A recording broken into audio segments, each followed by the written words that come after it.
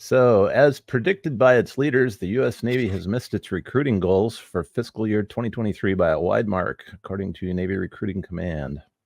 They brought in 30,200 enlisted active duty sailors which is 7,500 people short of its goal. Also missed target for Navy Reserve by 1,000 people. For active duty, recruitment fell short. For officers, fell short by 508 people. 500 and 800 respectively. So 500 for active duty and 800 for reserve. Made every attempt to attract new applicants, including incentives, $35,000 bonus for shipping out quickly. Retention side, high year tenure up or out has been eased and re-enlistment bonuses have been increased. They are up against a trifecta of challenges. Less than a quarter of Americans of prime recruitment age meet the requirements to serve in uniform. I wonder specifically what they're missing. Those who do qualify have plenty of employment options to choose from because the civilian job market is stronger than it has been in years. They're setting a higher target for fiscal year 2024, though. So that's the answer to your question is obesity. It's not what they're missing; it's what they have too much of. 100%. There's not enough physically qualified people.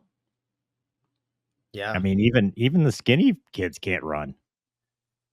Yeah. Like, Mover speaks from experience. Yeah, I don't want to just in case. But yeah, yeah. Anyway, no, it's sad.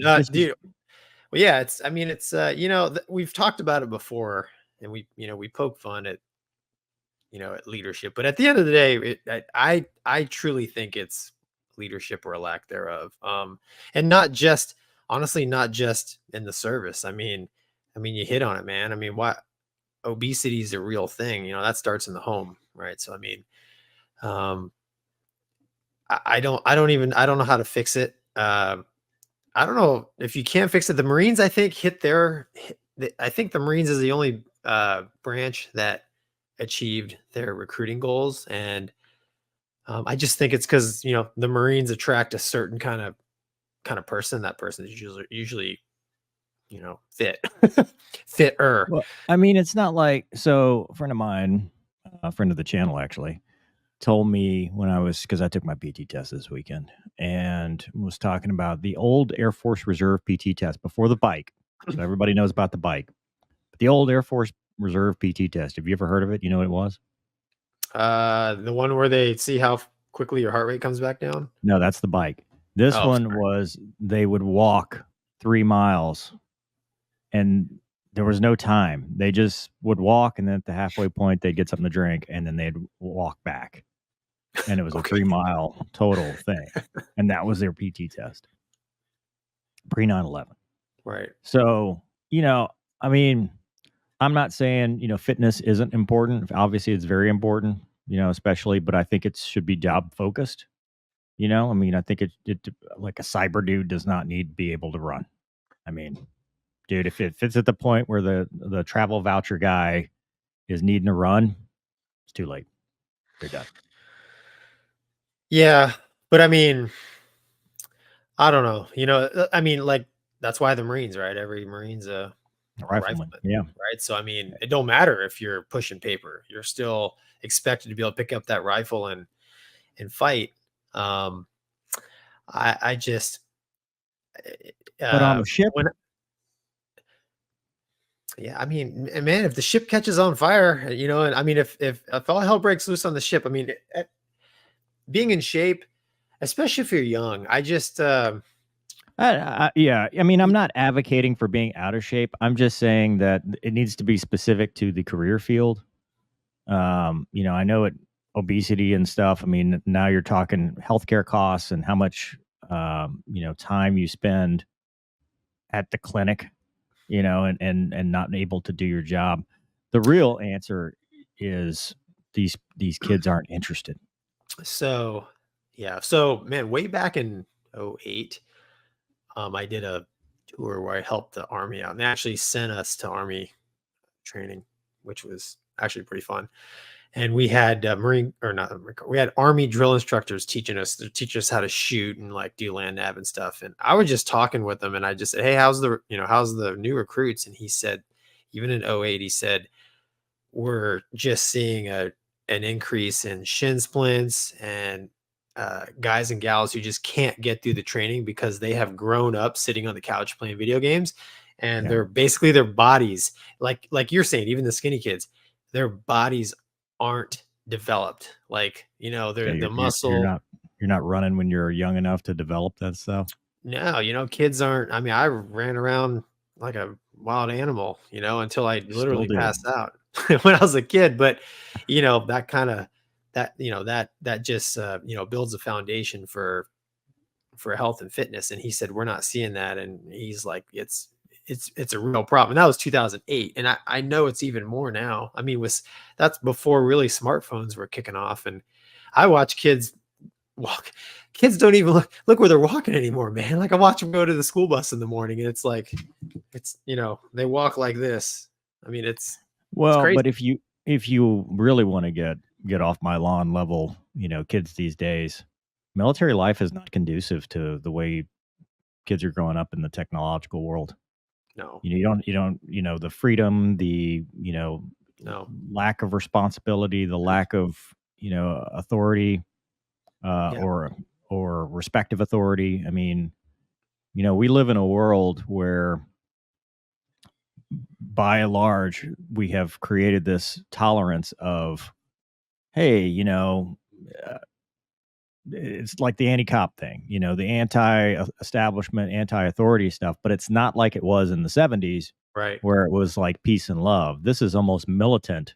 Yep. I am not going to let the man keep me down. And in some ways that's really good. You know, in the libertarian front of that, it's fine. But in some ways also, you know, society needs structure. Yeah. We need to have at least some level of rules. We need to have some, you know, somebody to enforce the law, somebody to uphold standards. And when you get told your entire life that you are special, you can do whatever you want, you're not accountable for anything that you do, then you get to the military and, well, guess what? That's all it is. Yeah, not everybody gets a trophy, and unfortunately, people Right. find that out pretty late in life. And you know, I wasn't raised perfect, of course, but I learned pretty early on not everyone gets a trophy. Well, I mean, the whole point of the military is to strip individualism from you and to make you a cog in the machine. Yep. You know, and you know, we pull together, we win together. And you spend your whole life being told I'm unique and I'm special, and then you go to this organization that says you're absolutely not, and you're all equally worthless.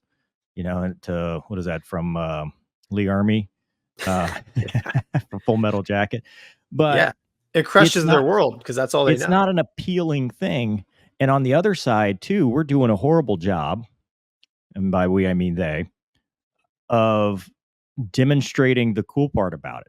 Yeah. You know, we do not connect with the potential candidates. We do not do a good job of showing them the job, showing them why it's better to do it this way and why it's worth doing. Whether that's temporarily because you'll get some skills and have a career path that'll set you up for life, or whether it's a long-term 20-year career. We are not doing a good job going to reach out using the available methods of social media and find them where they are and appeal to them. Not to get us canceled, but their advertising campaigns are not targeting the correct people. It's atrocious. No, it's atrocious. Exactly. It's atrocious. I mean, when I was a kid, the Navy commercials, you know, Tomcats launching off the ship. I mean, you know, like the Navy SEALs like disappearing into the water. I mean, I'm like, oh, dude, where do I sign forever? But that's exactly what, you know, for, I mean, almost 20 years, the Navy did well, because everybody, when GoPros started being, you know, even the old VHS tapes, cruise videos, dude, look at how many kids were inspired by, because Top Gun, you know, there's this big gap. So you either had Top Gun or cruise videos until the Top Gun Maverick came out. And you had this huge void. But you could go on, you know, YouTube, even if it's in its infancy, and watch cruise videos. You could watch dudes with their GoPros. You could watch, you know, Wingnut. What was it? Wingwick?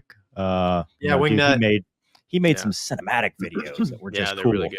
And it was like a competition of who could make better videos. I mean, I enjoyed watching them. And what, a year or two ago, they said, hey, no more.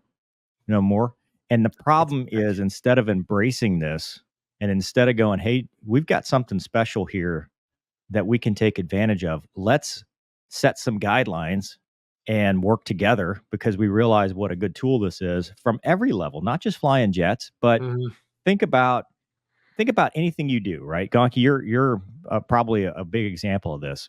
Let's say you want to change the headers on your RV. Do you go to YouTube and watch a video?